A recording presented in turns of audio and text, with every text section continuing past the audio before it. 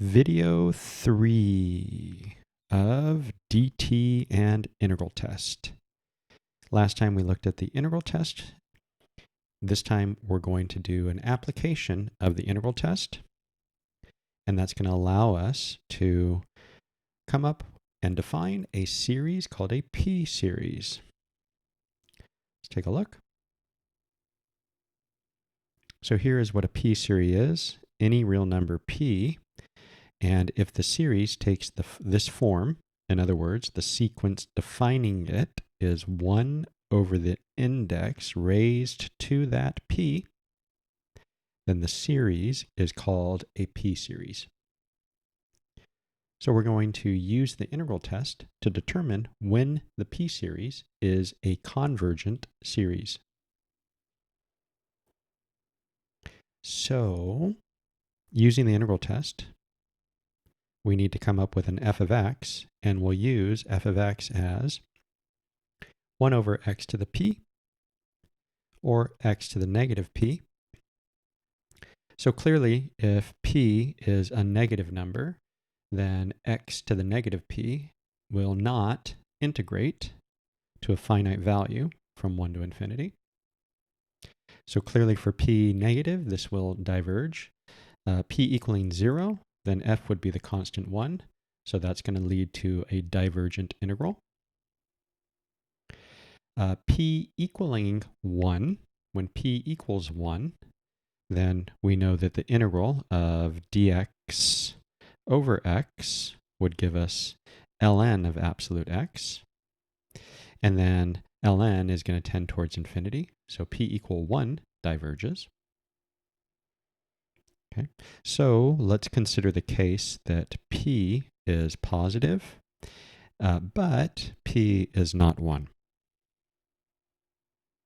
Good. So the integral test.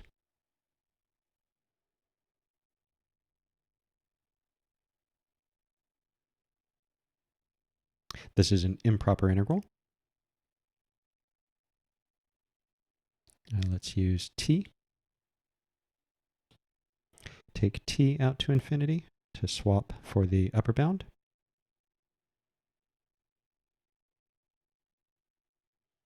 Plug in the function f.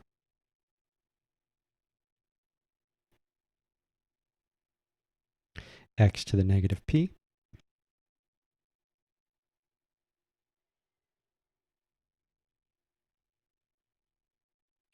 X to the negative p will become 1 over negative p plus 1 as the coefficient to x to the negative p plus 1.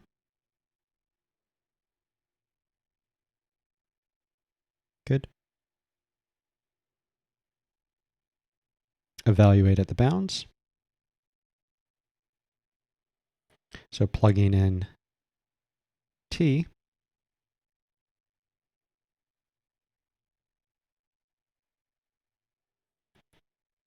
and 1, and I'm going to push this minus sign onto that coefficient to write it as plus.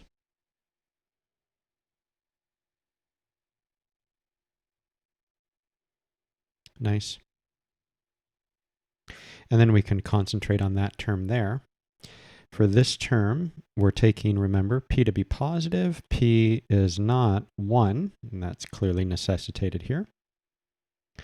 So for p being positive, well, if we're taking away from 1, and if p is less than 1, then that exponent would be positive, and then this term would tend towards infinity. Or if p is positive, but p is also strictly greater than 1, then this exponent would be negative, forcing p into a denominator quantity. And then 1 over very large will tend towards 0. So we get that the improper integral will have value 1 over p minus 1 when p is strictly bigger than 1, or it will diverge if p is less than 1. Good.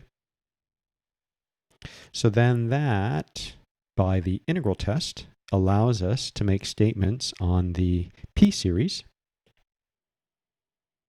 that the p-series converges if p is strictly bigger than 1, or the p-series diverges if p is strictly less than 1.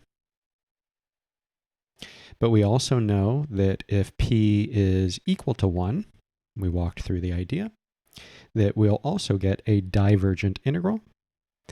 So this is the full statement. A p-series, here's its definition, and here's a nice test for convergence. Excellent.